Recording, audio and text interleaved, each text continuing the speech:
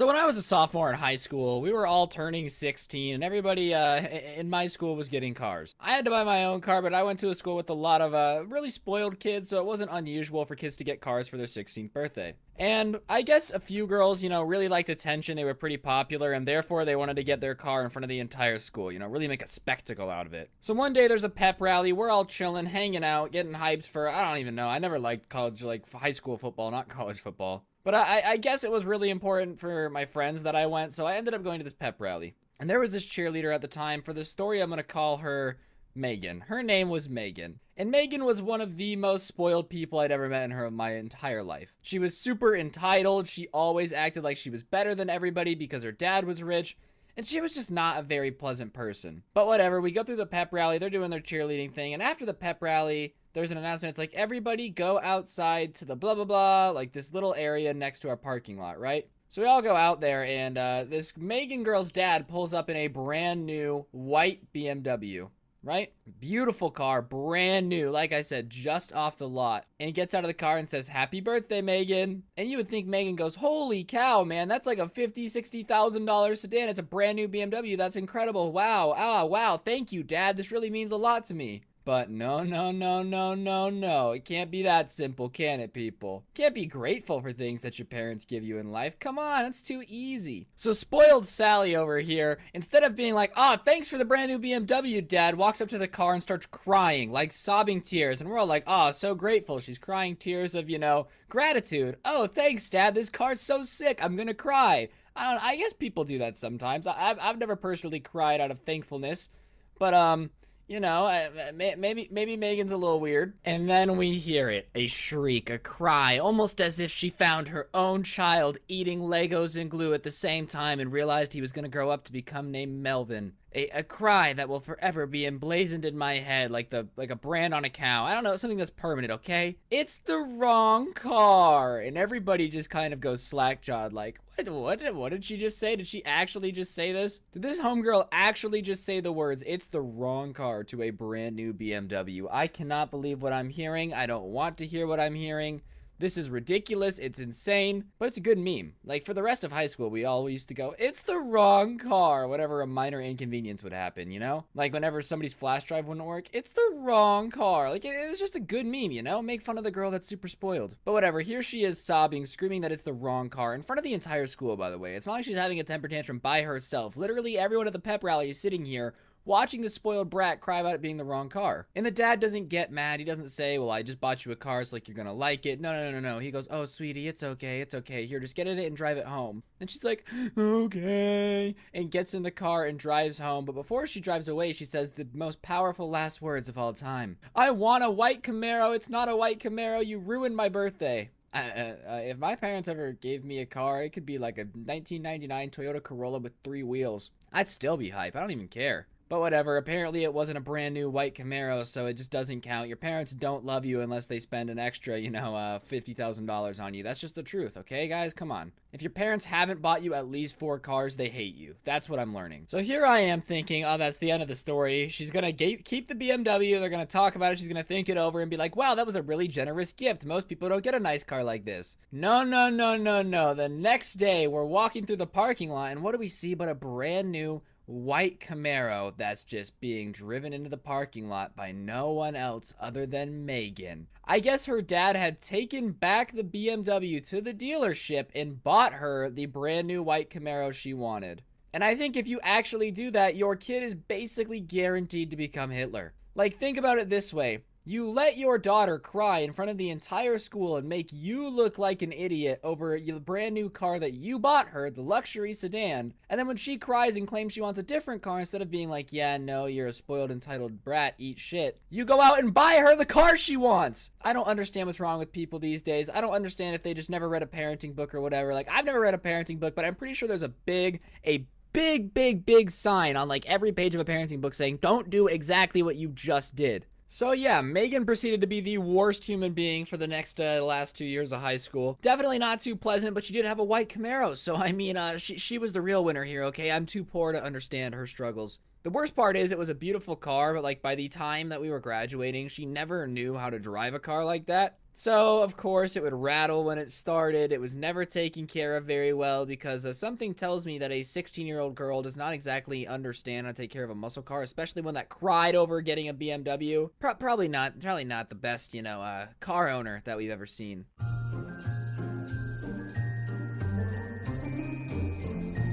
Anyways, what's going on, guys? You guys really like whenever I talk about spoiled kids, so this incident happened when I was about 16 years old, right about the time where people are like getting the confidence to try adult things, like becoming a musician or having a career, but they're still 16, so they're not very good at it yet. And there was this one kid in our school who I'm gonna name, I don't know, let me think of a good spoiled kid named Brandon. Brandon is a good name for a spoiled kid. I feel like Brandons tend to be a little bit douchey. And Brandon really, really wanted to be a musician, and I got nothing against that. Doing music, do whatever you gotta do. Like, really, really no big deal whatsoever. I really have nothing against it, but he was like one of those kids who wanted to be a musician, but thought it was cool to like constantly talk trash to everybody else about how much better he was than them at music, even if you weren't even talking trash about music. Like, legitimately, you could just be chilling in the lunchroom, eating a nice cheese stick, some nice mozzarella melting in your mouth, you're feeling everything right, and out of nowhere, Brandon's head come like shooting out from under the lunch table. Hey guys, I'm a better singer than you, and you like, dude, I'm trying to eat a cheese stick, nobody cares. He was just one of those kids that never knew when to stop bragging, and it was always really annoying. And anyways, he really wanted to be a musician, and more power to you. Like I said, if you want to make music, go for it. And his parents kind of had money, and he went around one day basically telling everybody that he was going to go to California and make a song with like some guy who produces music for Justin Bieber, and how he was going to get signed to a record label and film a music video. And by the time he came back to school, if he came back to school and wasn't signed and famous, then like, I guess we could all see it, and he might throw a premiere party for his music video. And he had made it sound like, that the record label had come out and paid for all of this, like they desperately wanted him to come out. And I was kind of suspicious of the fact that his mom and dad had just paid for it all, because he wasn't that good at singing. Like, I'm not gonna say he was bad. He was probably slightly above average in terms of talent when it comes to singing, but he was definitely not good enough for Justin Bieber's producer to hit him up and be like, yo, you've never made a song before, but you got the pipes. Let me fly you and your family out to California. He was not that good. So whatever, Brandon goes to LA for the week, and the entire time he's sending everybody Snapchats and like Instagram posts of him like living it up, and he's posting like, while you guys are stuck in school, I'm at lunch with music producers. We're not the same. Like, just being as obnoxious as humanly possible. And for some reason, like, only the guys were bothered by this. All the girls are like, no, come on, guys. He's just enjoying his success. But enjoying your success doesn't mean that you have to, like, make fun of everybody else for sucking and having to be at school. Sorry that I'm a kid who has to go to school and I'm not getting flown out to LA to produce music. My bad, dude. Like, it's just not a good look. Like, I'm a YouTuber, right? Imagine if I opened every video with like, what's up, losers who don't have a cool job? You guys suck balls and I don't. Like, it's just not a good look, So anyways, he's gone for the week, and like the entire time he's hyping everybody up about how cool his music video is gonna be. And this is like not around the time of Friday, it was after it a little bit, probably 2 or 3 years after, but like around the time when there was that string of parents just paying producers to make their kid famous, and they would make him a crappy music video, and then like it would get millions of views on YouTube, but not in a good way. This guy's didn't end up getting millions of views. I actually went and found it. It has like 26,000 views. It only really got famous at our school, but he comes back, and like the first little bit he's back, he's talking about how there's a team of editors working on his music video, and how he has video effects specialists making his music video, and like we probably wouldn't understand it because we're too dumb to understand the computers that they're using to make his video, but like obviously it's going to be fantastic. Once again, just trying to make sure that we know that we suck and he is in fact better than us because his mom and dad paid a bunch of money to get a music video made for him.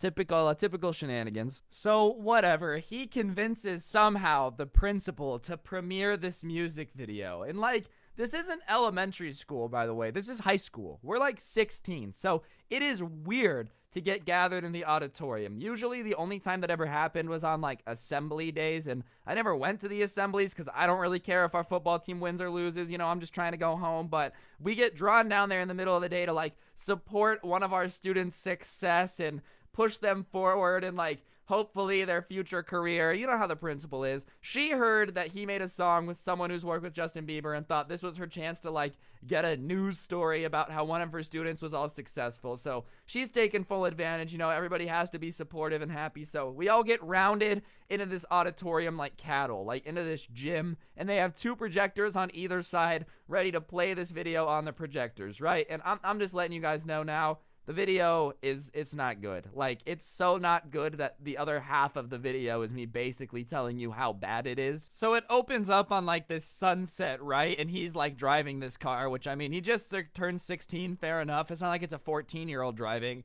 And he's driving down the street, and then out of nowhere, this like horribly CGI'd pterodactyl comes out of nowhere, straight out of the left side of the screen. And you know how he told us that he had like a team of VFX people working on it, and how, you know, there was a team of the best editors making sure that the CGI was great, dude. These pterodactyls look like a turd with wings just flying through the sky towards this car. And the best part is, like, they when the pterodactyls start to attack the car, because that's what they go to do, they had obviously just like put the car in front of the green screen, because they didn't even use like the same color blue in the sky when he was actually driving to when he's like fighting the pterodactyls. So he's fighting the pterodactyls in this terrible green screen, and then one of them like picks him up and takes him off. And the entire time that this is happening, there's a song playing. And the song, like I said, the guy wasn't a bad singer. Like, he was good. I mean, he wasn't fantastic. Like, I would never pay to hear him sing, but like, you know, better than average. And I don't know why whoever did this to him used as much auto-tune as they did, but it really, really sounded like Mr. Robot just moaning into the microphone. Like, it was like, I'm on my way. Oh, yeah, Like, it sounded like C-3PO and R2-D2 talking crap in their native tongue. And at this point, nobody is doing anything, right? Because we're all speechless. Keep in mind, he told us that he's working with somebody that's working with Justin Bieber. And here we are listening to, like, you know, C-3PO on the microphone. Oh, yeah, I love it when you call me baby. Like, it was bad, guys. Trust me. Like, as somebody who's listened to a lot of horrible music, I've made some horrible music, I can tell you when it's bad, it was bad, right? And if it's bad, that's okay. But when you have the confidence to get in front of the entire school and premiere it and, like, show everybody and it's this bad, it's not good. So the poopy pterodactyls, the bad singing, everybody is just kind of in shock. And he has this smug look on his face. And I realized, looking at him, he thinks that everybody is in shock because of how good this is. Like, he honestly thinks that everybody is just like, oh my God, this is so amazing, I can't speak. I've never seen anything this beautiful. He thinks we're out here watching the solar eclipse, and in the reality, we're just watching some guy absolutely murder his social life with a horrible music video. Anyways, then something happens that makes everybody kind of react. Like, up to that point, everybody's just kind of in awe of what's happening. So he gets taken by the pterodactyls, and he gets taken back to their nest, and he gets put down, and there's like this big egg. And the egg is a little too big to be a baby pterodactyl, and it starts to shake. And he's like all scared, and the song is still playing in the background, and he's looking at the egg like a shocked child in a National Geographic magazine, just like, oh my God, look at the wonder of the earth. He's from America. He didn't have an accent, but like that fit the moment, okay? All right? Just stop complaining. So regardless, he's looking at this egg, and it's like shaking, and it cracks open, and 2 human hands come out, and you're like, wait, how did a human get in this egg? Like, I have so many questions. And sure enough, a CGI Justin Bieber pops out. And when I say CGI Justin Bieber, that's me being polite. I knew what it was supposed to be, but like, if Justin Bieber saw what they made him look like in CGI form, he might sue from defamation, because it honestly looked like Justin Bieber after he had just gotten in a fight with like a skillet in his face. So obviously, everybody starts laughing as soon as CGI Justin Bieber is on, dude. Like, I'm sorry, you can't be making a music video and telling us that you have a team of CGI artists on it and like come out with Justin Bieber looking out of a Nintendo 64 video game onto the screen. It just does not look good. The graphics were horrible. You know, IGN wouldn't even give it a 10 out of 10, and they will give literally anyone willing to pay them 10 out of 10. So like, Uh, obviously, everybody's laughing, and that's when he realizes that this is not going as well as he thought. So he starts looking around, and he's mortifyingly embarrassed. And I know a lot of you guys are probably like, oh my gosh, that poor kid. But keep in mind, he chose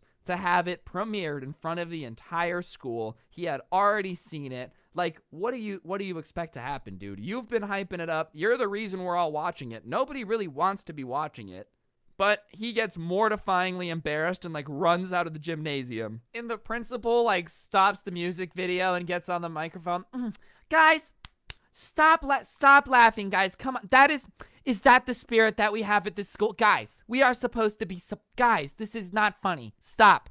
It's not funny, guys. You know how principals are, where they're like trying to get everybody to stop laughing, but they just sound like an angry mom, like complaining, so nobody stops laughing. You know how it is. So she's trying to calm everybody down and not make fun of him. And I guess like his close friends are all out there huddled around him, and he's like crying, you know, like, I'm so embarrassed. Yeah, you should be, dude. Your music video sucked, and you premiered it in front of everybody.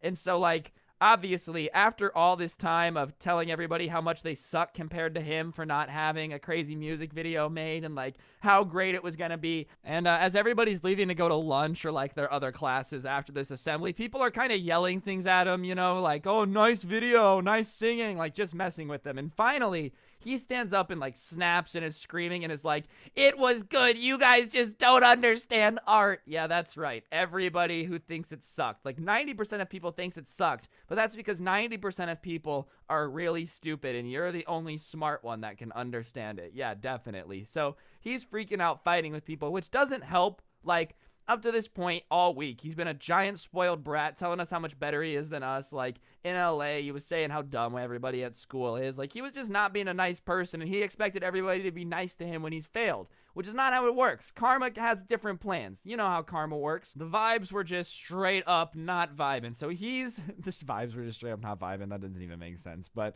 he's freaking out because people are insulting him, but he's been a spoiled brat all along. So I don't really know what he expected. So the principal comes out and is like, guys, no making fun of him. We're supposed to be a unified school over the intercom, and anybody who's found to be bullying will immediately be punished to the fullest extent of the rules, which includes suspension, which doesn't make things better. Once again, when you're being made fun of and you deserve it, like if you do a music video and it sucks and you force me to watch it, and then everybody's making fun of you because you hyped it up, that's the worst idea, is to get the principal to come on and like beg people to stop, because if anything, that just eggs people on even more. If you do something and you deserve to get made fun of, trying to shut it down just eggs everybody on. So obviously the joke for the rest of the year from then on is being able to make fun of his music video without directly making fun of his music video and being able to get in trouble. Like, people would, you know, ask him to sing songs like, yo, can you sing this verse from that song? And he would know you were making fun of him and hated it.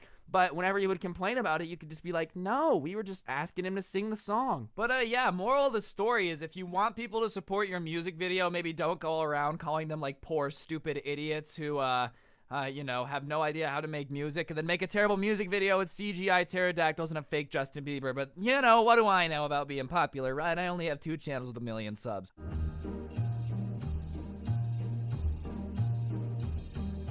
So this story takes place when I was working at the movie theater. You know, I've only had a couple real jobs in my life, but you guys know that. And something about movie theaters actually bring out the worst in people, okay? Whether it's Karens constantly complaining about something, people trying to, like, record movies, people yelling at me for things I can't control, you know? I once had an old lady get in my face and yell at me for 20 minutes because her movie was too long. Like, sorry, you dumb hoe. Did you not look up the runtime before you bought the tickets? Yes, me, the lowly concession worker. Clearly, I have an impact on the runtime of movies. Let me call up Disney real quick and let them know that the movies are going a little bit too long for your gray hairs. That's the type of people I dealt with on a daily basis in this movie theater. So I was dealing with the worst of the worst. And for some reason, kids are just the worst in movie theaters too. Like, I hope if I was ever this bad as a kid in movie theater, someone would slap me, because they definitely deserved it 9 times out of 10. And this is definitely no exception to the rule. So it was a big opening weekend. I don't remember what it was, but it was some little kid movie that basically every little kid and their mom was coming to see. It might have been Toy Story 3, I don't remember what movie it was. It was a big kid movie, okay? It was one of those kids movies that basically every little kid and their mom is cropping across the country in their minivans to come watch. So all weekend, I am dealing with screaming children, complaining parents, moms that look like they just want to drink a whole bottle of wine and forget that they ever had a child. And, you know, I'm pretty much at my wit's end. I can only deal with, like, stupid people for so long, and, you know, like screaming toddlers and moms yelling at the toddlers are not the most fun people to deal with all day. But whatever, it's getting near the end of my shift on Sunday and I don't have to work the next week, so I'm hyped to get out of here so that way I never have to hear Buzz or Woody say anything again. I think it was Toy Story 3, because trust me, I am way over it at this point. This weekend has not been fun. This weekend has not been great. I'm not having a good time. Not to mention, I was usually cleaning theaters after movies, but for some reason this weekend I was in concessions, which is the worst because you have to deal with people all the time. And dealing with people is just so annoying. Like, look, I work here, okay? But the amount of people that would complain to me about popcorn prices like I somehow am the CEO of this movie theater is beyond me. So I'm getting to the end of my time. I'm really running out, and there's one more showing of this movie. One more. I just have to make it one more giant rush, and then I'm off for the week, and I don't have to sweat about it anymore. And I'm like counting down the hours until this rush comes in so I can just get it over with, okay? I've got my battle helmet. I've got my sword ready. Charge at me if you dare, you foul beasts and mothers. I will take you on one at a time. No scopes only all along the way. So this giant rush comes in, and there's one kid in the back who is already throwing a temper tantrum. And I don't know if your kid is throwing a temper tantrum why you think trying to lock him in a dark movie theater is a good idea. But whatever, we get to the front, and both of his parents are here, and you can tell right away that Timmy is an only child in a really rich family because he starts barking orders. His parents are standing here, and little Timmy is ordering. And he orders 3 large popcorns, 4 large drinks, just starts going off. And I'm kind of waiting and looking at the mom like, is this correct? And she's like, well, he did order, didn't he? So I'm like, oh, okay. It's gonna be one of those where I have to take orders from a toddler because you're a bad parent. Whatever, fine. So I go get them all their stuff, and I'm coming back, and little Tommy goes, I want the souvenir cup. And his mom says, no, the souvenir cup is $15. You're not gonna get it. And, you know, finally the mom's showing some backbone. I'm like, yeah, that's right, little Tommy. You're not getting the souvenir cup now, you little hoe. You're not getting any of this, you little stink bug. But, whatever. So I give her the total, and she's like, there's no way it's that much. And I'm like, okay, it's that much. You ordered 3 large popcorns, all these candy, all these drinks. It's that much money. Everyone knows that stuff at a movie theater is expensive. That's why I looked at you and was like, is this okay? Because, it's not cheap to eat at the movie theaters, you giant dingleberry. So she starts arguing with me about how there's no way the price is correct, and I'm trying to gouge her so I can take home money for myself. And I'm like, look, lady, if you want to talk to my manager, you're more than welcome to. I'm almost off. I don't have time or energy to fight with you right now, especially when you're taking orders from a 5-year-old. You're really intimidating. Oh, let me talk to your manager like I didn't just watch you get bossed around by a 6-year-old who can barely read Clifford the Big Red Dog. Sure, let me go get my manager because I'm definitely trying to steal your $47. That's really going to make a big difference to me, whatever. So I go and get my manager. My manager comes back out, and her and him are talking about it, and I guess the kid had had enough of this, okay? Because I'm sitting here with my manager because whatever, I don't know why. She's talking to my manager, I'm talking to my manager, we're all having this conversation, but little Toby, little spoiled brat over here, had, I guess, finally had enough of his mother not letting him go sit in his movie theater and drink his icy. Because what comes out of his mouth next might have actually been one of the funniest things I've ever heard, alright? So while this lady is yelling at me and my manager about how stupid we are, little Tommy pipes up and says, Mom, are you poor or something? Just pay him. You got this stuff. And I'm like, oh my gosh, this is out of control. So she turns around and tells little Tommy, excuse me? And he says, what? You're acting like you're broke. Like, come on, just pay for it. You stupid idiot. I want to watch my movie. And, you know, at this point, I'm really torn because on one hand, how do you talk to your mom like that? But on your other hand, please keep talking to your mom like that because this is hilarious. Like, I'm sorry, if little Tommy's calling you out, you know you're being ridiculous. Here's this spoiled little kid who just ordered half the entire department just being like, yo, Mom, you stupid idiot, pay for it. I want to go watch my movie. And the mom is obviously embarrassed. She turns beet red, and she turns over and starts yelling at us more intensely, almost to like prove to her kid that she's doing the right thing. And the kid pipes up and he goes, Mom, if you don't pay for it, you're making me and Dad look like a bunch of broke boys, and I can't have this. And this kid couldn't have been older than like 6. Like, he's ordering, he's very eloquent, I can't lie. Obviously, they've been educating him well, because he knows quite a few words. But whatever, he's calling his mom a broke hoe. He's saying that him and his dad don't want to look like broke boys. And the dad, like, nodded his head in agreement when the kid said it, too. It wasn't like the kid said it and the dad went, whoa, whoa, whoa, hold on, buddy. The dad, like, nodded his head like, yeah, you know, you are making us look like broke boys. Like, come on, you stupid hoe. Like, let's get it together.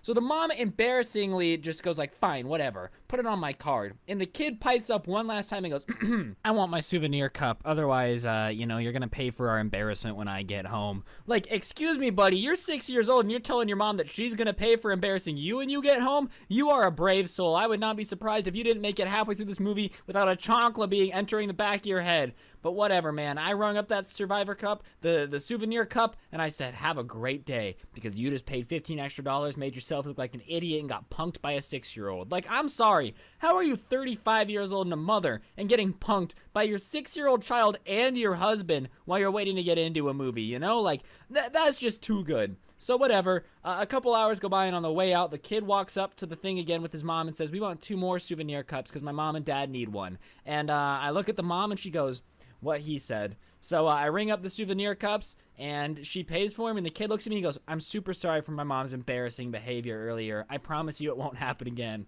And I'm like, okay, dude, all right. Like, dang, this kid really just bullied his parents. No joke, just embarrassed his mother on a whole new level, schooled his mom. 6-year-old came out the cut with some, I'm gonna make my mom spend more money because you made me look like a dummy. And you know what, kid, if you're out there listening to this, I hope you still have your souvenir cups, because it was far and away the most magical experience I've ever had. Like, it was like Disneyland. You ever seen a Karen get that smug look wiped off her face, you know? Here she was talking to me and my manager, acting all smug, like I somehow was robbing her of her time and joy. And then her son slapped her in the face with a burst of reality, which was, you have no control here, woman. I do. And if your house is being run by a 6-year-old, hey, that's your problem, man. You need to work on your parenting skills. Regardless, kid, if you're out there, you're a national hero. I have a statue dedicated to you in my bedroom that I pray to every night, that you will watch over me and give me the courage to do what's right, because you were great. And yeah, I'm sure the kid's an absolute spoiled brat, don't get me wrong. Like I'm not saying he's a good person. You shouldn't yell at your mom and make her look like a poor person. But as far as hilarity goes, it was really funny. And I'm going to prioritize being funny over being a good person any day of the week.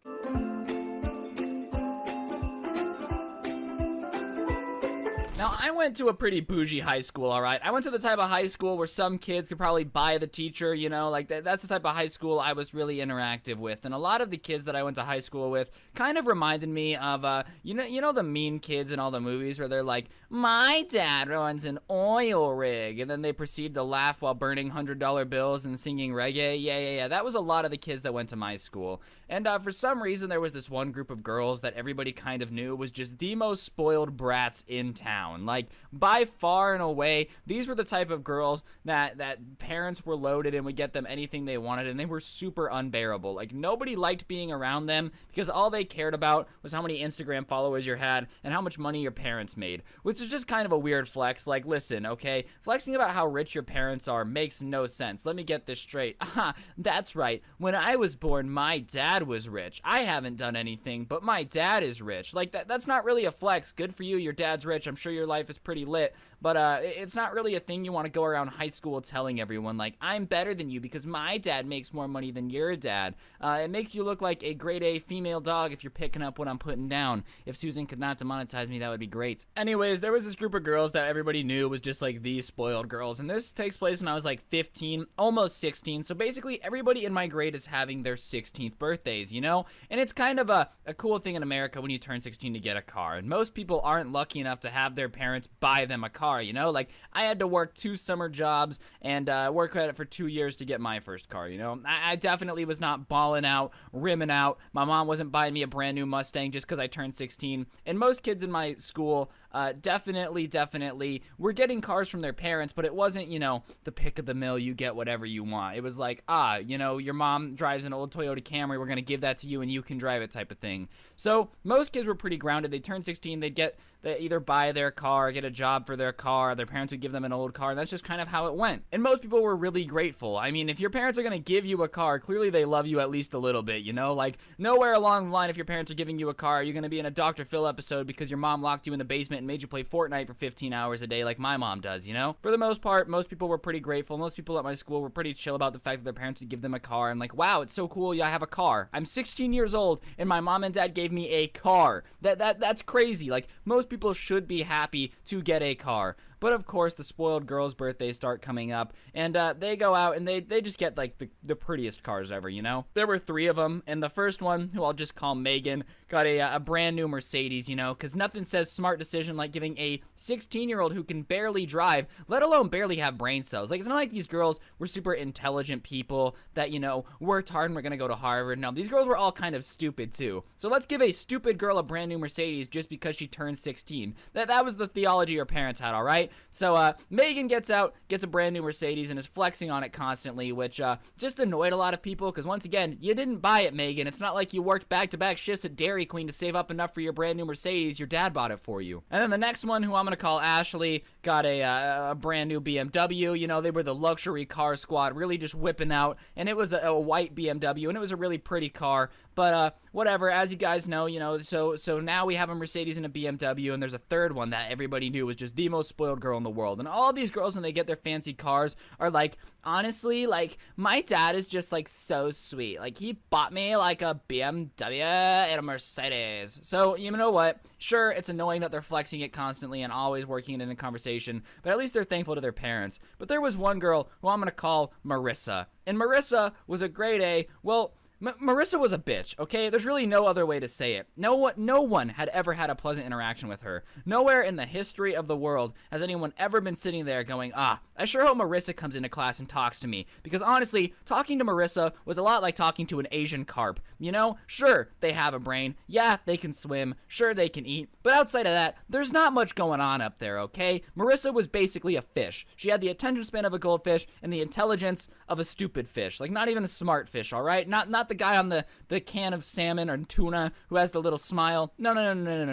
Marissa was basically a stupid fish. And anyways, Marissa was not only a spoiled girl, but she loved attention. Like, basically, this girl fed off of attention. If no one was paying attention to her, you could best assume that she was going to have a panic attack, and 100% going to freak out, get everybody to pay attention for her, just be the absolute worst type of person, all right? Like, if we're listening in class, listening to George Washington crossing the Delaware, she would bring up that one time she was on a river. Like, that's just the type of girl that she was, and I hated her the most. The other spoiled girls, yeah, they were annoying sometimes, but like, hey, the ball bounces, you got lucky with the dad. Marissa, I actually strongly disliked because she was just...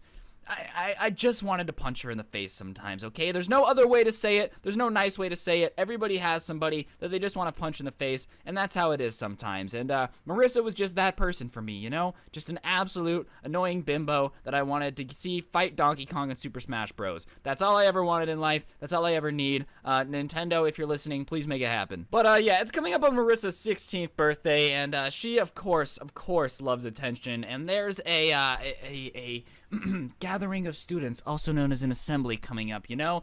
Basically, once a month, I would be forced to sit down with all the people I went to high school with and cheer about shit I don't care about, like our football team. Like, yeah, go football team. That always loses every game, even when we're cheering them on.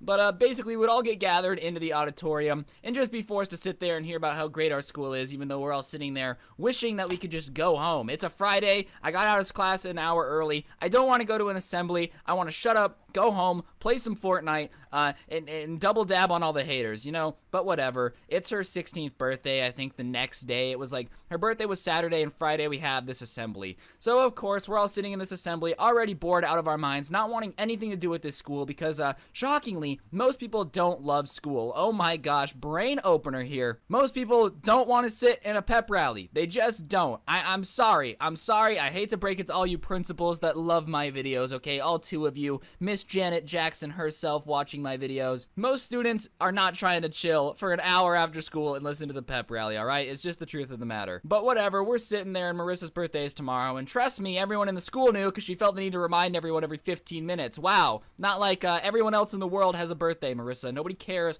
that you're turning 16 in 2 days. Literally nobody. Literally no one. But whatever. She's reminding everybody that her birthday's tomorrow. And we're getting near the end of the pep rally. And of course, most of us are like, ugh, sick. It's coming to an end. I can finally go home. It's the weekend. It's a little bit earlier than we would get out of school anyways. How awesome. And then all of a sudden the lights turn out and a screen drops down from the middle of our gymnasium. Like I said, our school was a little bougie. And it starts playing a clip of Marissa cheerleading that year. And we're all like, wow, this is going to be an absolute train wreck that nobody wants to watch. And it's like this super dramatic music. I mean, I'm not even kidding. Marissa is slapping these pom-poms together and it's like, da-na-na-na-na. And then on screen pops, happy 16th birthday, Marissa. Her dad comes walking out. Everyone's like, oh my God, she's freaking out. And me and my friends are sitting here like, are we really turning this pep rally into happy birthday, Marissa? All right, whatever. Like, yeah. Was I a little petty? Absolutely. Do I regret anything? Absolutely not. So whatever, they forced the entire assembly, half the school population that didn't ditch the assembly, to go outside, and sitting there in the parking lot with a big bow on it is a brand new white BMW. But what's this? Ashley already had a white BMW, and instead of being excited and happy that her father not only put together the entire school being here to witness her car, not only got the assembly to have a segment all about happy birthday to his daughter, she immediately bursts into tears and is yelling at her dad, I can't have a white BMW. Ashley has a white BMW. It's the wrong color. It's the wrong car. That is right, ladies and gentlemen. In front of me is a 16-year-old girl crying that she got a brand new white BMW for her 16th birthday because her friend already had a white BMW. Excuse me, young lady. I will gladly take that car off your hands. Feel free to drop the keys in my hand. I love BMWs, and I would drive one in a heartbeat. In fact, one of the first things I bought with my YouTube money was a BMW because I love them so much. So I'm witnessing this girl crying because she got a BMW. And I'm thinking, you know, the dad's gonna lay down the law and be like, listen here, you spoiled little princess. You're not gonna embarrass me in front of everybody, because everybody at this point is kind of looking at her like, oh my God, what a brat. But the dad immediately starts apologizing. Her dad is apologizing for buying her a BMW. What type of backwards, twisted world am I living in, ladies and gentlemen, when I'm witnessing a father apologize to a daughter for buying her the wrong car? What? What type of backwards life am I living? So the dad's apologizing, and I'm like, what type of backwards world are we living in? And the entire school is kind of watching this go down with just the idea of like, what in the world? Are you kidding me? If my parents bought me a brand new BMW and I whined that it was the wrong color and I couldn't drive it because my friend had one, I guarantee you, my parents would have boxed me up and shipped me to Colombia so I could work in a factory making iPhones, all right? Like, there is no way my parents are ever gonna let that slide. And in front of the whole school, her dad had to have been so embarrassed. Imagine buying your car a BMW, having this huge PowerPoint, and the next thing you know, she is crying and saying that it's the wrong car and that you're basically the worst dad in the history of the world because you're an idiot who got her the same car as her friend. Like, what? What in the world is going on? So whatever, the entire school is watching this go down. We're all dramatically embarrassed. Everyone's kind of having like this cringe moment, cringing for her father. That's basically what's going down right now. And she's crying. She goes, I don't even care. I'm going home. And gets in the car with her mom, who is consoling her, patting her on the back, being like, it's okay, honey. Your dad didn't know. It's okay. We'll get this fixed. I'm sorry. You know what Marissa needed is a good slap in the face and some gratitude, okay? Like, sorry, yeah, Ashley got the same car as you. You guys can live with it, okay? Come on. So, anyways, I hopped on Twitter and sent out a little bit of a tweet kind of making fun of, like, whose kid is so spoiled that they cry at the sight of a new BMW.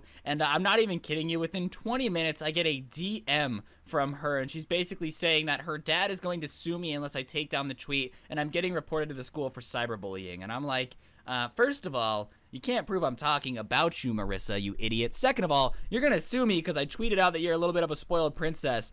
You're kind of proving my point. So whatever, I just deleted the tweet because it wasn't worth my energy. But, you know, in the back of everyone's mind, everybody's kind of like, wow, Marissa's kind of a stuck-up little priss that no one wants to hang out with, because who in the world is going to cry over a brand new BMW? Marissa, that's who. And anyways, Monday comes around, we go back into school, and sure enough, you know what pulls up in the parking lot, ladies and gentlemen? Not a white BMW, no. A brand new white Camaro. That's right, her father had gone out the same day and bought her a new car, which goes to show you, you don't have to be a good person, you just have to have a rich dad, and you don't have to be a good person ever, you know? Her dad, after getting embarrassed in front of the whole school, went out and got her a new car. That is right. Basically, moral of the story, Marissa, you're a bad person. That's not your real name. You can't prove this is about you if you're watching this. Suck my tit. You suck. And, yeah, that's the time a spoiled girl cried over her new car and made her dad go get her a new one.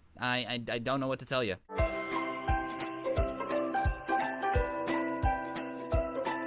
I have a story today about a kid that definitely deserved everything that came to him. I've said it a couple times now. I went to a private school where some kids' parents definitely had some bands. I did go to school with a couple of like famous people's kids. I'm not gonna name names or anything because I just don't do that on this channel. But there were some people in my school that had a ton of money. And, you know, I grew up pretty normal. Like, my parents definitely aren't sending money to the Caymans every month or at all. I think the only money my parents have ever sent to the Caymans is when we were on a cruise one time. But, like, other than that, you know, I lived a pretty normal childhood. But a lot of these kids had grown up around nothing but Gucci belts and, like, Louis Vuitton rattles. When they were a baby, their parents refused to use throwawayable diapers because that was a poor person thing and had liquid gold cast into their body every time they soiled themselves. And I learned from a pretty young age that certain people are just gonna flex stuff because they're deeply insecure. And something else that I learned at a young age is kids flexing is one of the lamest things ever because 9 times out of 10 it's just definitely not your money. Like when you're in middle school, there is literally no way that you bought yourself a new iPhone. Mommy and daddy definitely did it for you. And at least in middle school you could be like, oh, they're immature and dumb. But by the time you're in high school, you should basically know that flexing what mommy and daddy get in their bank account every month definitely does not make you look cool. It makes you look like you belong on a certain canoe made out of a feminine hygiene product, a douche canoe. And on the douche canoe, there was a bunch of people at my school. This hypothetical douche canoe full of people that flex their parents' money. There was tons of people that did this. Like, the specific kid that this story is about was not the only person that would flex their parents' money way too much. But even in a school full of people doing it, this kid was known for being extremely obnoxious about the fact that his dad was some, like, crazy successful lawyer with a ton of money. He was constantly posting stuff on Snapchat, like him holding a bunch of money and would make the caption, "Sorry, I don't speak poor people," or like, ugh, poor people are so disgusting. I'll never forget one time he posted on Snapchat a picture of a homeless dude on the side of the road with, must suck to be so untalented. Like, was just really not a nice guy, constantly flexing his wealth. And I get it, man. Screw poor people because my dad is rich. But I really don't understand flexing on Snapchat because the only people that you have added on Snapchat are people that you know, and when you go to a school full of rich kids, being rich is no longer that dope. Like, it's just another trait of any kid, like having, I don't know, eyes or arms. So if you don't have eyes and arms, that's when I guess you would be considered abnormal in this situation. Some kid out there is like, dang, I guess I really will just never be normal in Ryan's eyes. Real talk, this kid was always a giant douche about the fact that his parents had money. He would make fun of homeless people. He would belittle other people. I'm not even kidding you. He would walk around the hallways and call people by their parents' salaries. He would find out what job your parents did. Usually he would like ask, or during a career day thing or whatever, he would find out. And then he would go Google what their average salary was and would walk around and like call people by their parents' salaries, which might be the douchiest thing ever. It's right up there with wearing a polo shirt with the collar popped, constantly calling everybody dog despite your obviously suburban origins, and most importantly, listening to nothing but Macklemore and Russ. So King Douchebag continues his tirade of just being an unlikable person. So I've set the scene for why this kid low-key deserved what came to him. I don't want you guys to think that I'm just a fan of somebody getting like roasted in front of the school for no reason. Yeah, this poor kid started crying in front of everyone and I said, "What are you, Timmy, you little bitch? Wipe your tears off and get back out there and go again. Nobody's gonna take care of you, Tim." Like, nah, I don't like stuff like that, but every now and then somebody gets their comeuppance, and that's the greatest thing of all. So this kid is obviously a giant rich douche canoe, and we got a new girl at school, and we would get new kids like relatively often because whenever anyone would come to town, they would put their kid at our school school. I don't know why. We were just like one of those schools that would get a lot of new kids. So this new girl comes to town, and I'm not gonna lie, on a scale of 1 to 10, she was a solid 10. She still is. I follow her on Instagram to this day, and I can firmly say that she is in fact a cutie pie. Whatever, this new girl comes to class, and douche canoe Mr. Richie the kid instantly is like, oh, she's super hot, she's mine. And he claims that she is his in the middle of class where she can hear him in front of all these other dudes. He's like, if any of you guys try to date her, you can't, she's mine.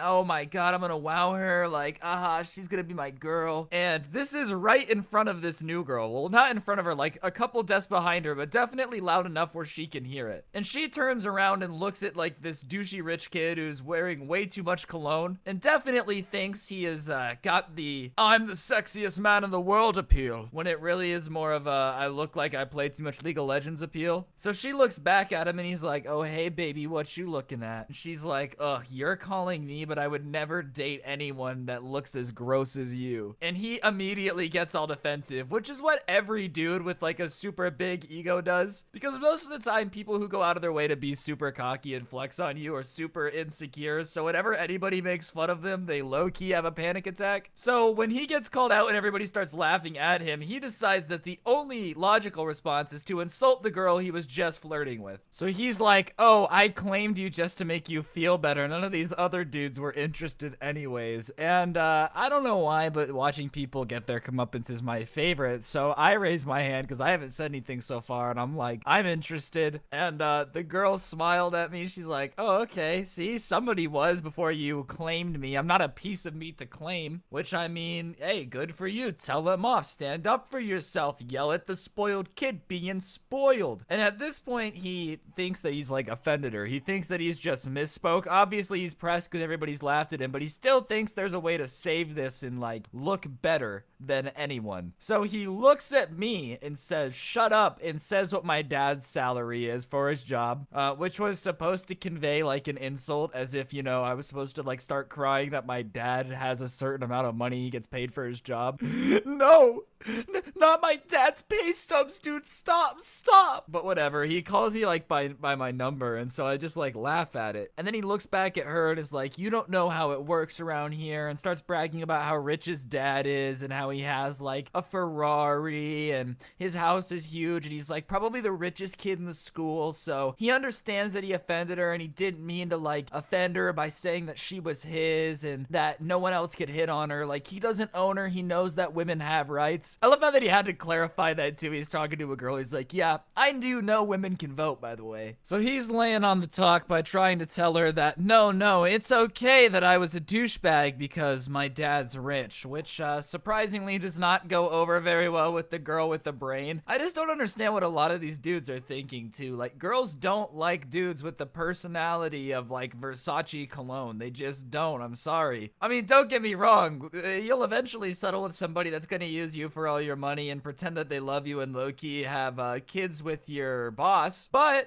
if you continue to just be a giant jerk, that's kind of what you get. That's the trade-off. People that are jerks marry people that are jerks, and people that are nice marry people that are nice. It's just the setup for the rules. And the girl very, very slickly, almost with a flick of the hair to dismiss all annoyance that has been in her face now, is like, I don't really care how much money you make. Sorry, I'm not that shallow. And the kid is like flabbergasted at the fact that this girl is not impressed by the fact that her or his dad has money. And he starts telling her that like, oh, obviously she wasn't his type then because she's a moron, and how he thinks that like girls like her are really idiotic to turn down guys like him because he could take care of them, which is always the move. If you want a girl to like you, start insulting them after they reject you. It definitely doesn't make you look desperate or, you know, like you have no idea how to interact with women. None of that. And so at this point, the girl looks pretty fed up, and I'm not gonna lie, being the new kid is scary enough, but coming in and roasting some dude definitely takes some cojones the size of Philip Rivers. So she looks at him as he's insulting her, saying that she's a moron, and is like, no, what's idiotic is claiming a girl that has never spoken to you at all and doing loud enough so she can hear you. Maybe if you want girls to talk to you, maybe you should stop treating them like you own them and start treating them like they have feelings. And the entire class is like, oh, because everybody just hated this dude. And just when we think it can't get worse. And she's like, oh, and one more thing, nobody cares if you have money, because I bet you your dad is disappointed in you and wouldn't leave it to you anyways. And at this point, it's not like a super great insult, don't get me wrong. It's pretty mean. It doesn't sound that great in retrospect. Like, it's not the greatest roast ever spoken into existence. Don't get it twisted. But you gotta understand, for a kid that did nothing but talk about how much he hated poor people, watching him get basically fisted in front of the class was pretty entertaining. So homeboy is now grabbing his hand like that one Arthur meme from a year ago, where he just looks like he's about to let loose on everybody, and he's all embarrassed and he's all hot in the face, and he's like, well, whatever, at least at the end of the day, like, I still have money. Like, you might not like me, but I still win at the end of the day because I get to go home in a Rolls Royce. Which, I mean, kind of fair enough, low-key. Like, in retrospect, he kind of has a point. We can hate him all he wants, but he still gets to go home to the mansion. But after that, the posts making fun of poor people on Snapchat stopped. He definitely stopped thinking that he owned the place, and he stopped dressing like, I don't know, you know when old people's houses are decorated, and it's just really gaudy and tacky and just not vibing. Yeah, that's kind of what he would dress like. So after that, he switched it up a little bit and overall became a nice person, because every now and then your bully just needs to get roasted in front of everybody and dramatically embarrassed for them to have a life-changing experience.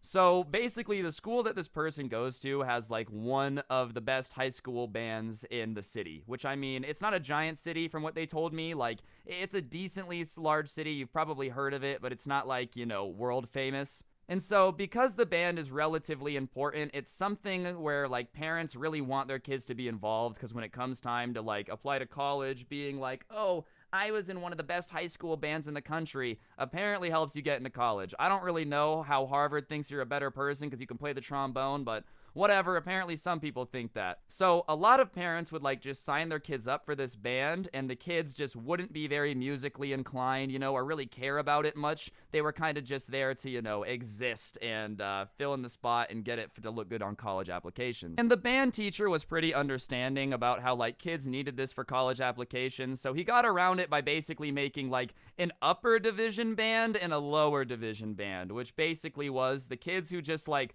were signed up to look good on college were put in the lower division, and he had another name for it so it didn't sound as insulting. It was like, you know, competition band and like spirit band, like stuff like that, to make it still look good on college resumes. But for the most part, if you didn't care or you weren't musically talented, you just kind of kept your mouth shut and stayed in like the spirit band so you could look good, and you didn't cause problems or try to like ruin the competition band, because those were the kids who really cared about it, which in my opinion seems like a fair system. You get the credit for being in the band, but like you don't ruin anything for the kids who actually really care. But because this competition band was, you know, pretty good and the city didn't exactly have a ton of stuff going on, it was pretty common for like people to actually come to football games and stuff to watch the band, which sounds crazy to me. Like, I grew up in Las Vegas, so the idea that people actually want to go to a high school football game on a Friday night is pretty foreign to me. Like, there's always something better to do in Vegas, but I guess if you live in a place where there's not a crap ton else going on, I can understand why you'd probably be like, oh, let's go to the football game and watch this band play, I guess. I don't know. I'm also just not a ginormous fan of, like, band music. Like, I've never been like, hey, yo, bruh,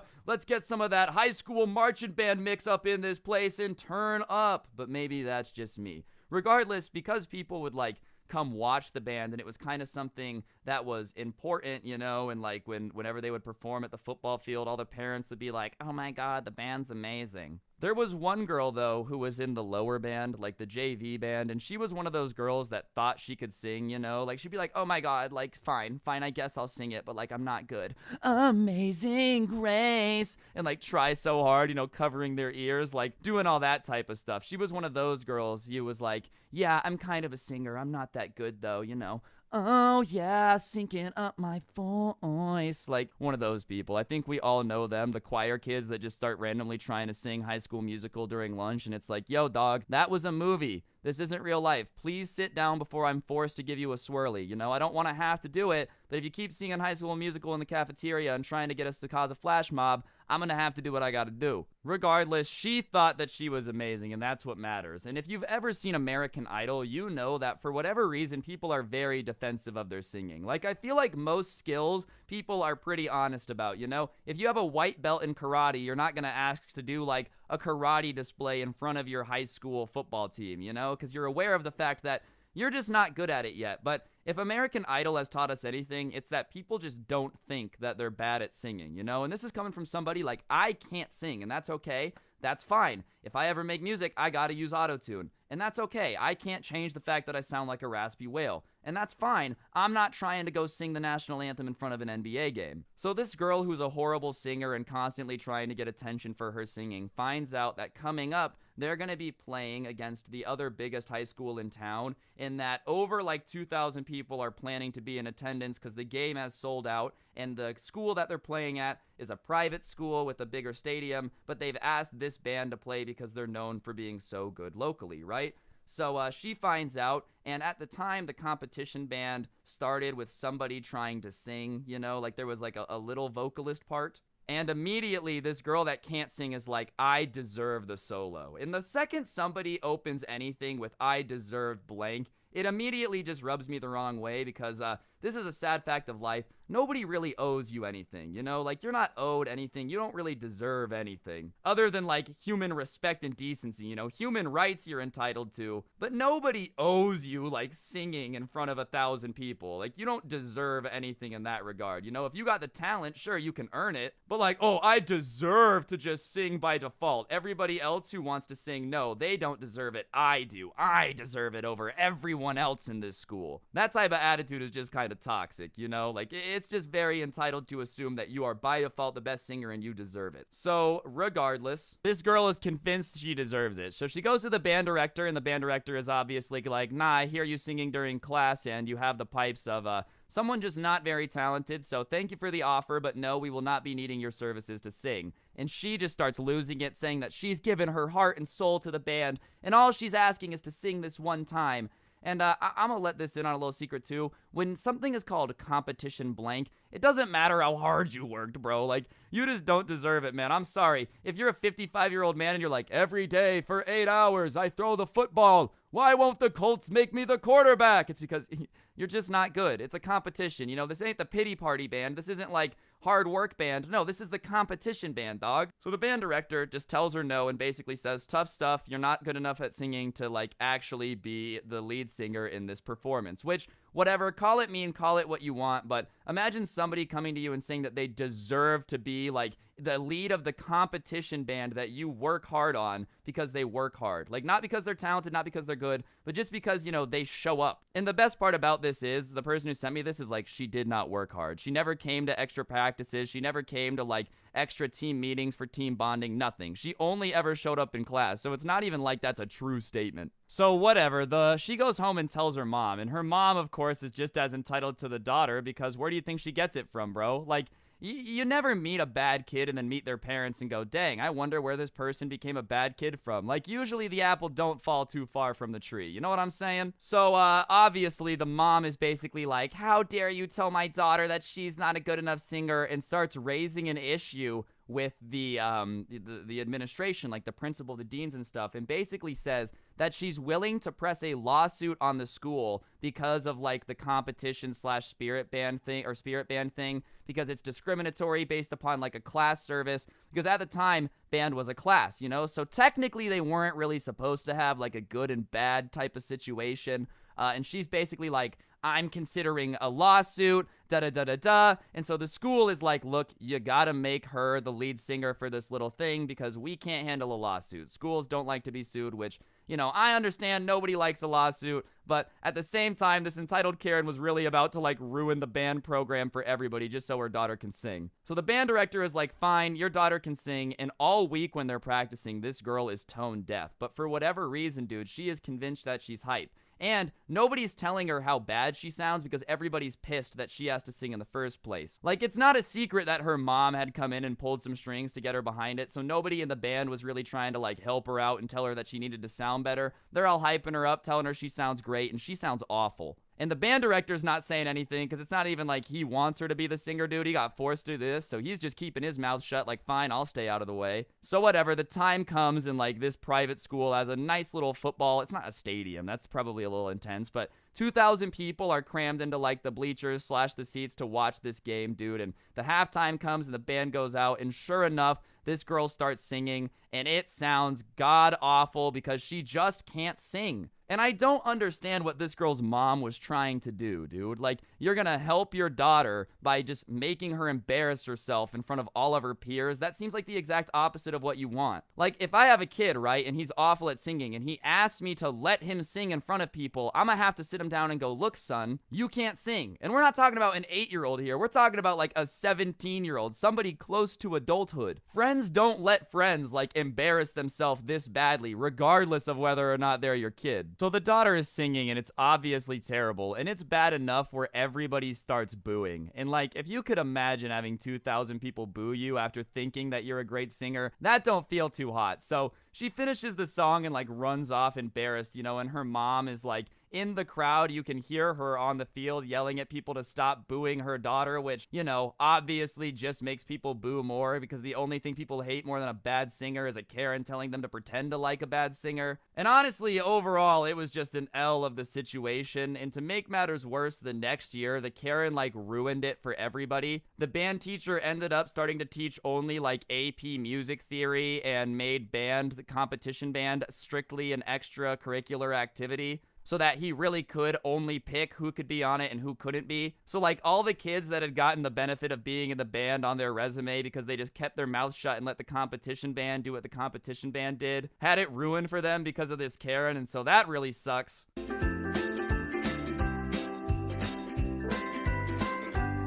My cousin is from a douchey rich family. He's never been told no in his life. He has a massive problem hearing anything other than yes. Like, one time, our other little cousins got iPods and he ended up stealing from them on Christmas. He's just not a very good person. And because his parents have never told him no, his sense of entitlement has never gone anywhere. And he's like around the same age I am. He's a whole adult now. And being a spoiled brat stops being cute after, like, I don't know, when you learn how to talk. Once you can learn how to talk and can say stupid stuff, being a spoiled brat is not cute. And he's gone well past that stage, all right? Everything out of his mouth might sound terrible, but he's still talking. And usually on Easter, we get together with the extended family at my grandma's house, and she does this really cool Easter egg hunt where all the little cousins get to run around and get candy, and it's a good time. And usually she gives the older kids some money. It's like not a lot usually. I think last year she gave every kid over the age of 14 like $10, but it's super sweet, and my grandma has a big heart. It's not any reason anybody goes to Easter. Like, nobody's ever super hyped to wake up in the morning at 8 a.m. and go to grandma's for $10, but it makes her feel better to give it to us, and the family has a great time, and it, like, you know, it's just something that happens at Easter. Except this year, my grandma, who's an old lady, really can't be around people because this coronavirus is going around the planet taking out boomers like a Clorox wet wipe. So I do live near my grandma that I usually spend Easter with. She's like 2 blocks away. I haven't seen her in a few weeks. I did teach her how to FaceTime a little bit so I can like check up on her, but I haven't wanted to go see her because I've been sick, and the last thing I want to do is be responsible for giving grandma corona, right? I didn't know what I had, so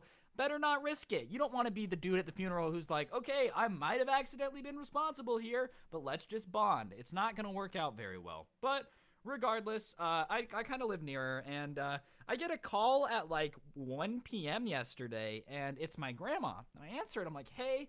And she says, hi, will you come here? Your cousin's here, and he won't leave. He says that I owe him his Easter money, but I don't have any, and he won't leave. He's standing at the door. He's trying to get in. Like, he's in the backyard now checking all the windows. Can you come get him to leave? And I was in like the middle of a nap, so I sleepily respond like, sure. So I go over to my grandma's house not really knowing what to expect to find. It's not every day you get woken up from a nap from your grandma in quarantine saying that your cousin is trying to break into the house for $10. But hey, I had nothing else going on Easter, and it's supposed to be about family or whatever, so I guess I gotta go stop a grandma break-in, because some people just never learn not to rob your grandma, I guess. I didn't realize that was a life lesson that my cousin needed to learn. So I walk down there. Like I said, it's 2 blocks. I get over there, and sure enough, my cousin is banging on the door saying, "Let me in, I want to see you." And I walk up, I'm like, "Dude, what is going on?" And he basically says, "Oh, hey Ryan, you know how we usually get money for Easter?" And I'm like, "Yeah." And he says, "Well, since no one's coming over for Easter, I just figured that she would give me what everybody normally gets." And I'm like, "What makes you think that? Easter is canceled, so you get everyone's money? That's just the default?" And he's like, "Yeah, but now she won't let me in to get it. She says she doesn't have the money, but I know she has it in there." So I guess I can understand the confusion, but I tell him, "Look, you're scaring grandma. Can you please relax and not try to break into her house?" And he's like, "Well, you know, it is my God-given right to get that Easter money." I'm like, "Yeah, not really. That's not how Easter money works. Most people don't get any Easter money. In fact, most people, once they get too old to look for Easter eggs, don't get anything. So how about you chill?" And he's like, "Well, I mean, you usually get it too. I'm willing to split it with you." As if, you know, he's just gonna blackmail me. All of a sudden, I'm gonna come up and be like, "Whoa, whoa, whoa, you're gonna split this money with me in that case," and pull out a crowbar and start trying to break into my grandma's house. Shockingly, I don't need the $10 that my grandma gives me for Easter, badly enough to break into her house. Is it nice? Sure. Will it pay for Taco Bell? Sure. Am I gonna terrify my grandmother by making her think her home's being invaded? Nah. Alright, that might be where I'm drawing the line personally, but I guess that's just my personal morals, and the rest of my family doesn't care at all, because when I said no, he went, "Well, I'm getting in either way, so you might as well just go home." And I'm like, "Dog, I'm not gonna let you break into grandma's house." So he goes back to banging on the door, and the door comes open and the screen door is locked. And my grandma's sitting there, she's like, "You need to go home. I don't have any money for you." And he starts screaming at her about how she's the worst grandma ever and all he wants is his Easter money. And she's saying really mean things. And I'm not a fan of people being mean to my grandma, so I go up to him and I grab him from behind. I put my arms under his shoulder and I try to pull him backwards away from the door, kind of more towards the driveway. And I guess at this point he'd worked up his adrenaline from trying to break into his own grandma's house, because what happens next is my cousin pulls a 180 as if he's a skater going down a stair set and tries to swing on me. And here's the thing, most of the family on this grandma's side is pretty short. My dad's side of the family isn't super tall, my mom's side is tall. That's where my height comes from. So my cousin, even though he's around the same age, doesn't really understand logic in the fact that he's 5'4" and I'm 6'2", and we're kind of built the same, so this isn't going to go well. So he turns around and tries to swing on me as if I'm the bad guy for trying to prevent him from breaking into my grandma's house. So here I am throwing fisticuffs with my cousin in front of my grandma's house while she's watching through the screen door, horrified because her grandkids are swinging on each other. And my cousin is screaming in my ear weird stuff about how I wasn't a good cousin when I was little. Which, I mean, I guess true, but I don't understand how that's relevant when you're fighting me while trying to break into grandma's house. And I'm not really trying to fight the kid. I'm not trying to swing on him. He's just kind of following me around the driveway while I try to back up. And every time he gets close, I'll push him away, but I don't want to fight him. And so my grandma is now outside of the screen door, watching us, yelling, "Stop, stop, stop." And that's when my cousin just goes too far. Like I said, I haven't really been trying to fight him. All I've done is push him and wrestle him a little bit. I don't want to fight my cousin. That's not fun. And then he turns around and he spits at my grandma, towards her. And at this point, I'm like, "Dog, all right, I've been nice. You've tried to break in. You've done all this. Now you're spitting at her. She doesn't want you to get hurt. But at this point, listen, you're family. I'm allowed to beat you up." So I go up to him after he spits at my grandma, and I tackle him, and I hit him once or twice. It's not a lot. It's enough to let him know that don't spit at grandma. And now he's crying. He's saying how I'm the worst and I'm a terrible person, and he's gonna tell his mom and dad all about this. Yes, my uncle being mad at me, an adult, is really gonna hurt my feelings. I don't care. What? And also, your dad's gonna call me and say, "You hit my son," and when I say, "Yeah, well, he spit at your mom," he's gonna take your side? Probably because his parents are terrible, but that's another story. So, whatever. He gets up, and I walk over to my grandma to make sure he's okay, because he says, he's crying, he's done, he's gonna tell his dad, whatever. I only need to hit you twice anyways. I don't want to fight my cousin. So I walk over to my grandma to make sure she's okay, because I'm fine. I mean, it's not like it really hurt that bad. He hits like a girl. But as I'm talking to my grandma, making sure he's okay, I don't know if this kid crawled up on me like the last zombie of the round or what, but he's on the ground, and he bites the shit out of my calf, like, hard, really, really hard. So I like scream because I didn't expect a human teeth imprint on my calf because he bit me so hard. And I turn, and this is really bad. I kick him in the head because he scared me. He bit my ankle, so when I turned, I just kicked. I didn't know it was there. I wasn't taking chances. What if it would have been a tiger or something? I've seen Tiger King. Those things are ferocious. I'm not taking chances. And when I kick him, he gets up and he's like, "This is why I always hated you. Your family's so..." Just crying. I can't even understand what he's saying. But something along the lines of, my family's poor. That's why we suck. He's always hated me. That type of stuff, As if it's my fault that this grown man just bit me on the calf and is now crying like a little baby over the fact that there was a consequence. I don't know what you expect to happen. Call me a scientist here.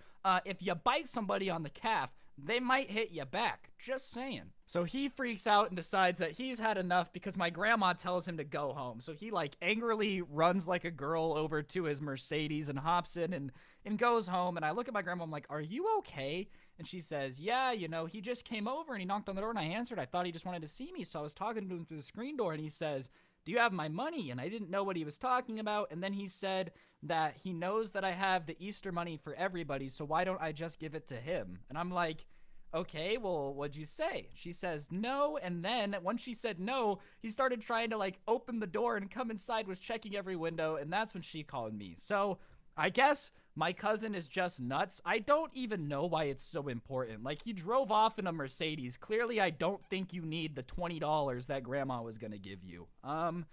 Yeah, so that's how my Easter went. Hopefully, your guys' was less eventful. My grandma is okay. I didn't touch her, by the way. I made sure of that. So, yeah, my Easter was very peaceful until my cousin left a bite print on my calf. It wasn't expecting how I expected to get anything on Easter, but, I didn't find any Easter eggs, so now I find a reason to go to the hospital and make sure that I don't have any, rabies or anything. I don't know what my cousin has in his mouth. Anyways, guys, hopefully you guys had a good Easter. I know this story's a little bit shorter. I just don't really want to stretch it. I fought my cousin. That's all you need to know. Before I forget, I did get a call later that day from my uncle where he yelled at me and basically said that I was wrong to beat up his son, but, yeah, it really doesn't matter to me because, it doesn't matter if it's wrong, dude. You're my uncle. I really don't care. I don't.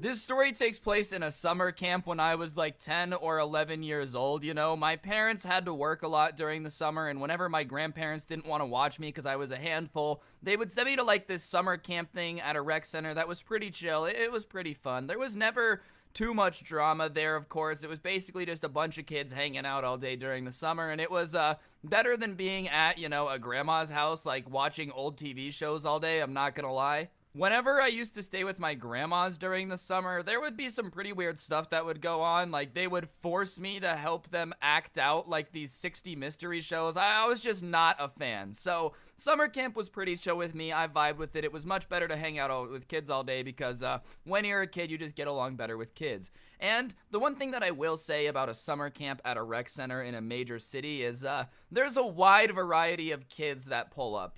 I'm not really sure if everybody that went to this rec center has good mental health histories or hasn't gone insane ever since I was 10 or 11 because it's the last time I saw them, but there were definitely some interesting people that would make every day entertaining. For example, there was this kid that could fart and burp on command, and he would burp the alphabet while farting at the same time. And I know what some of you are thinking, "Oh my god, that's gross, that's ridiculous." And you might think that, but 11-year-old me thought it was the funniest thing on the planet, and I basically thought he had a superpower, it was up there with Spider-Man for me. Sure, you can have super strength and swing on webs, or you could be able to fart and burp on command at the same time. That's pretty impressive. There were some other characters, it was some kids that would always fight with the counselors who were also just 16-year-old kids. It was kind of a train wreck. It was really 16-year-old kids watching 10-year-old kids all day, but like one 16-year-old for every, 12 10-year-olds. So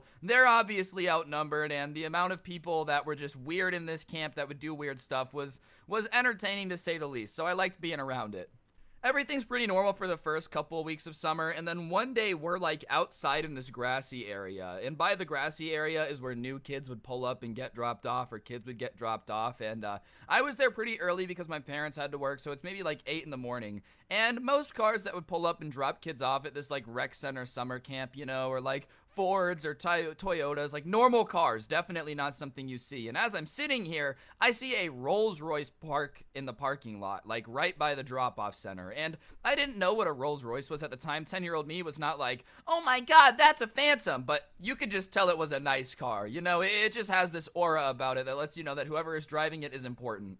I'm pretty sure whoever was driving the car had a monocle, like that's how bougie it was, and I've never understood monocles, okay? Why would you pay more money for half of glasses? Like, monocles should really be half expensive as glasses, so it's weird to me that rich people would want to flex the fact that they only have glasses on one of their eyes. But whatever, this Rolls Royce pops out, and out hops this kid that just walks with the swagger of somebody that's fired 87 people. Like, this dude definitely goes to his dad's company's barbecues and just fires people that make crappy potato salad. Like, he just walks with attitude. And so he has this dude in a suit who gets out of the car with him, walks him up, and like checks him in. And the entire time this kid is just snootily looking around at everybody else, us, in the field playing and whatever. And he's like got this snooty look of somebody that just thinks that they're better than you. When somebody gives you a look and it's just dismissive and rude and you can instantly tell that they think that you're a moron? That's the look that this kid is giving everybody.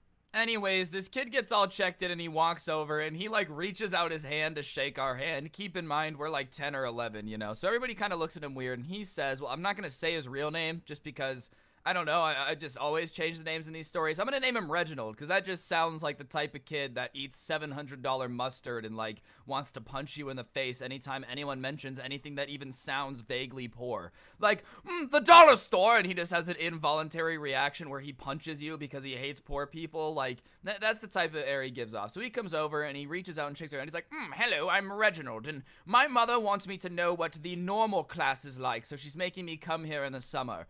And when you meet someone, just a general tip, saying that like, my mom wants me to know the lower class, so I'll hang out with you friends. It's just not a very good way of like, making friends. So whatever, everybody's like, hey, nice to meet you, Reginald, because kids honestly aren't very rude at first. Like, in retrospect, this kid was being a jerk, but everybody's just talking to him. And one of the kids who's like hanging out in our little group, whose name was Freddie, and he was pretty cool, and he like really liked cars.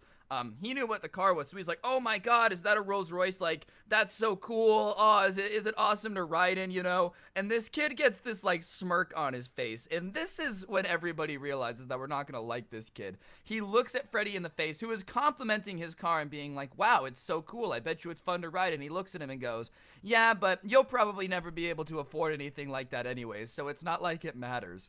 Bro, at 11 years old, this man is claiming that Freddie's never gonna be able to afford anything. How in the world do you know what anyone's gonna do at 11? At 11, bro, everyone probably thought that I was gonna end up, like, filling gas in cars in New Jersey, and now I'm a YouTuber. Crazy stuff happens sometimes. I mean, I was eating glue. Like, I can't be surprised that people didn't expect much from me, but what I'm saying is, this homeboy telling an 11-year-old that he'll never afford a nice car is crazy. And it also shows what his parents are like, like, now remember, son, when you meet poor people, you have to, make fun of them and tell them that their dreams are stupid, so that way they never get any ideas. And it wasn't even like we were in a poor neighborhood, Like, Freddie did not strike me as a kid that was scrounging for table scraps. He just seemed like a normal kid.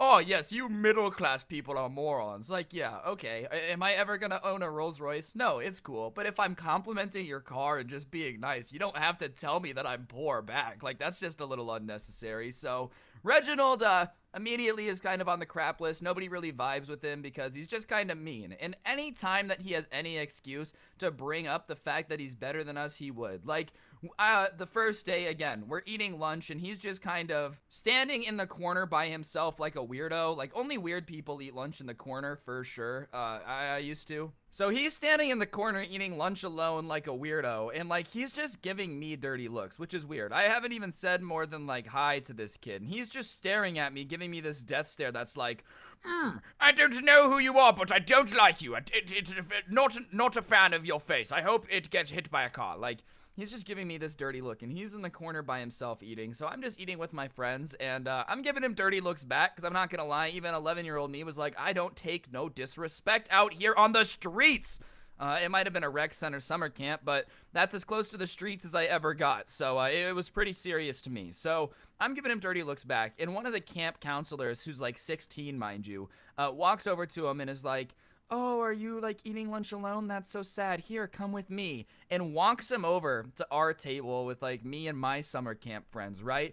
And is like, can he sit with you? And obviously, I'm not gonna tell this like camp counselor like, nah, man, this kid smells like ball sack and vinegar dressing. Like, of course, I'm gonna be like, yeah, sure, I'm 11. I don't really know a lot. Plus, sharing is caring or whatever. I think I remembered more Barney episodes when I was younger than I do now. So I'm sure some part of me was like just trying to be a little bit of a good person. So he sits down, and I think I was eating like some reheated pizza or something, which I will say, as Mac Miller once said, Kool-Aid and frozen pizza bangs. I warm mine up personally just because frozen pizza, I don't know, you get sick of it after a while. But I'm eating some pizza, and he looks at it, he's like, oh, is that American pizza? And he says it as if, you know, American pizza is disgusting, which, say what you want, but Americans know how to make fat, disgusting junk food, okay? You can diss Americans for being obese, that's cool, but us Americans know how to make some pretty mean food, and Americanized pizza is good. Domino's bangs for a reason, you know? That's just the reality of the situation. So I'm like, yeah, it's American pizza, because I'm 11. What other type of pizza would I have? Do you really think my parents are hopping on a private jet, flying to Italy, picking up a pizza for the boys to eat at, you know, summer camp tomorrow? Of course it's American pizza. Where the hell would I get any other type of pizza? So I say, yes, it's American pizza, and he looks at me and is like, yeah, when I went to Italy, I had like real Italian pizza, and once you get used to that, this like disgusting cheap American stuff just isn't that good. We're at 10 minutes, so I'm gonna have to ask you nicely too. If you're enjoying the video so far, if you could press the like button and comment, like, I don't know, what you think of this douchey rich kid so far, I would really appreciate it. It just helps the video do better, and I'm really trying to hit like 2 mil subs on both channels, so if you could like and comment, I'd appreciate it. It just helps me do better. Which, first of all, Reginald, nobody cares that you went to Italy, bro. Good for you. Congratulations. What did you do? See some museums and stuff? That's great. Trust me, I want to go to Italy one day too. But I'm 11. Do you even fully appreciate Italy when you're 11? Like, your mom's like, oh my god, these stairs are 700 years old. You're like, well, I'm 10. I have no concept of time. I have no idea if that's a long time because I'm 10. That's 70 of me. Like, you can't understand, like, you can't understand it as good when you're 10, you know? So he's trying to flex on me and my American pizza, and I'm gonna say it. You know what? Apparently, Italian pizza's sauce isn't as sweet and their dough isn't as thick, so I'm gonna say it. I like American pizza, and if that makes me terrible, then guess what? At least I'm terrible in the best country on earth. USA! USA! So, whatever. Reginald is lecturing me about how apparently I'm a disgusting American for eating American pizza or whatever, and so even back then, my tolerance for bullcrap has never been extremely high, so I look at him while he's telling me about Italy, and I just go, can you shut up? And his face just like turns, he's like, what did you just say to me? You know, all snooty as if he's superior, and I'm like, can you shut up? And he's like, who do you think you are to talk to me this way? Which, listen, that might be a good line when you're like a 45-year-old and a 10-year-old tells you to shut up. But when you're both 10, who do you think you are is just a really crappy line because it's, I don't know, we're both kids and you're talking a lot, so I'm telling you to shut up. It's not that complicated. So he's being all sassy. He's like, I'm gonna tell on you, which, keep in mind, everybody running the summer camp is like 16 and doesn't care if you tell people to shut up. So I tell him, go for it, bro. I don't care.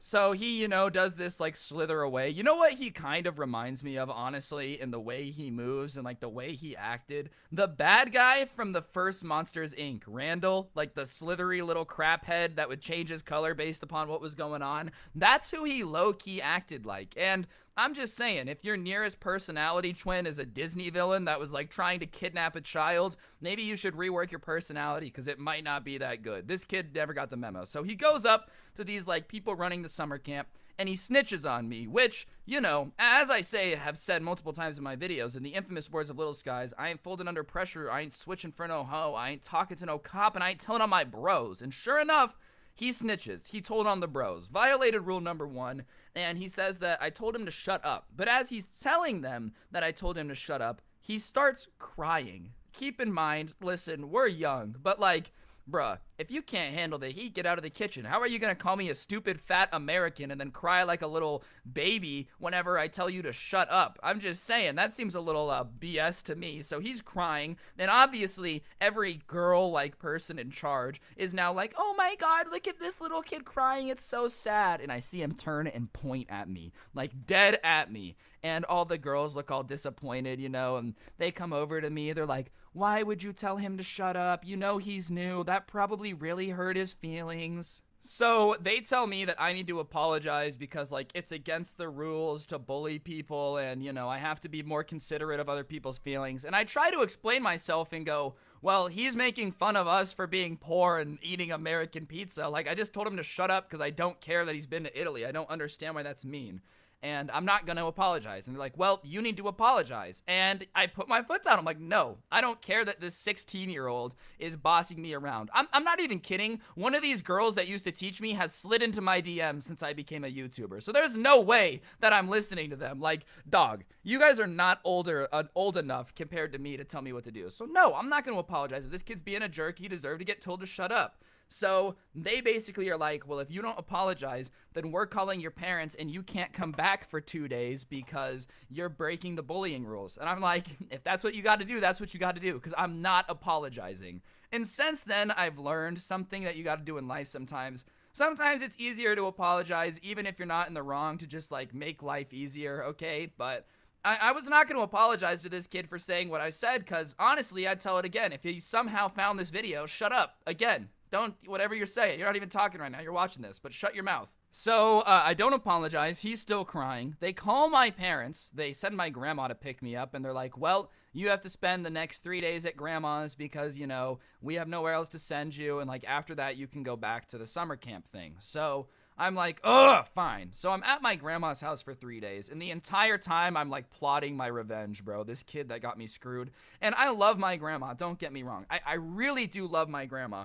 But when you're 11, hanging out with like a 75-year-old German woman just is not always the vibe, dog. Like, she's asking me to play gin rummy. I don't even know how to read yet. Like, it's just not a vibe. So the entire time I'm just stewing. I'm like, stupid kid made me get in trouble. I didn't want to apologize. It's his fault. He was the one starting beef. Like, I'm annoyed this whole time, and you can't blame me. What do you want me to do? Like, obviously I'm gonna be annoyed at this guy who got me in trouble and kicked out of the place where I was having all this fun. So I talked to my grandma about it because we're eating lunch, and she asked me, she's like, what's bugging you? Because I'm picking out my sandwich. I'm all annoyed, and I basically tell her, I'm like, well, this is what happened. This kid, you know, was causing all these problems, so I told him to shut up, and I got in trouble. And she basically tells me, she's like, oh, well, if he's bullying you, then the only thing you can do is, like, you know, try to fight him. And I know what you're thinking. That doesn't sound like very grandma-y advice, but I call her Oma. She's from Germany. She was born in Germany in 1939. Her first 6 years were in World War II, so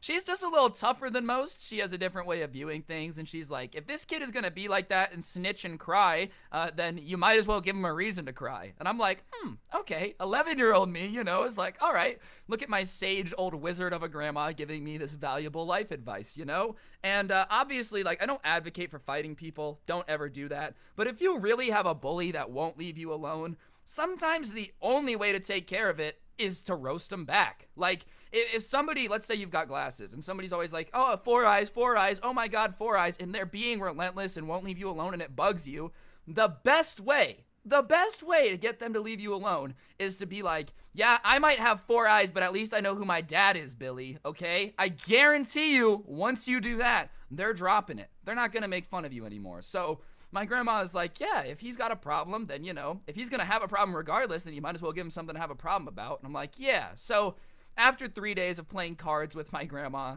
you know, I get sent back to camp, and I pull up ready to go. Like, you know that Kevin Hart joke where he goes to the teacher and he walks in all hyped because he gets to swear at the teacher? That's low-key how I'm feeling. I'm not going to swear, obviously, because Susan is watching this. Please don't demonetize me. Please, please, Susan. My kids are starving. I really need this.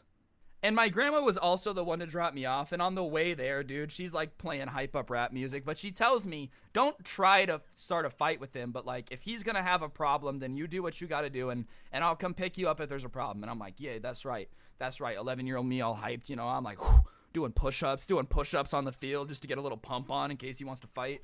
And that day, like, the rec center has a pool attached, and it's a pool day, and pool days are the best because there was a water slide, and like 11-year-old me, you know, was amped. It's like, oh my god, it's a pool day. I'm gonna go down the water slide, and this kid's gonna catch my hands. Like, we got a multi-step day going on. Everything is fantastic. I really don't know how the sun cannot be shining this bright every day. This is what life was made to be. So I pull up to my crew, my little crew that I was hanging out with before, and they're like, yo, Ryan, we missed you. That Reginald kid is a pain in the butt. Like, he's just been making fun of everybody, but he always cries whenever you do anything back, and like, it's just been a pain. And I'm like, yeah, well, don't worry, bro, because if he starts anything today, papa, that's me fighting, by the way. Like, that's my fighting noises. So